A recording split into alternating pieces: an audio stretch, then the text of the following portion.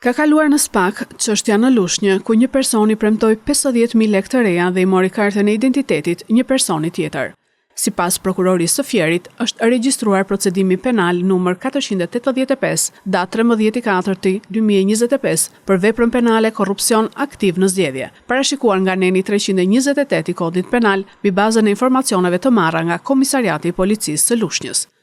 Pas informacionit të Komisariatit të Policisë Lushnjë, Prokuroria e Fierit ka bashkëpunuar me shërbimet e policisë gjyqësore të këtij komisariati, si dhe me Prokurorinë e Posaçme kundër korrupsionit dhe krimit të organizuar Tiranë, se shtetasi ML i ka kërkuar dhe marrë shtetasit MT kartën e identitetit kundrejt premtimit të një shume prej 50.000 lekë, me qëllim për të favorizuar një subjekt politik në zgjedhje.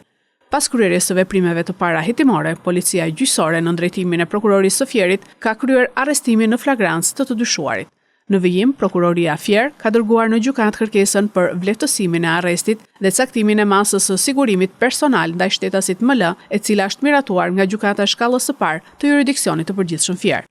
Pas kryerjes së veprimeve të ngutshme procedurale, Prokuroria Fier ka vendosur që çështja t'i kalohet për kompetencë lëndore prokurorisë së posaçme. Prokuroria e Fierit shpreh angazhimin e plot për hetimin dhe vënien para përgjegjësisë ligjore të personave që kryejnë vepra penale që cënojnë zgjedhjet e lira dhe demokratike.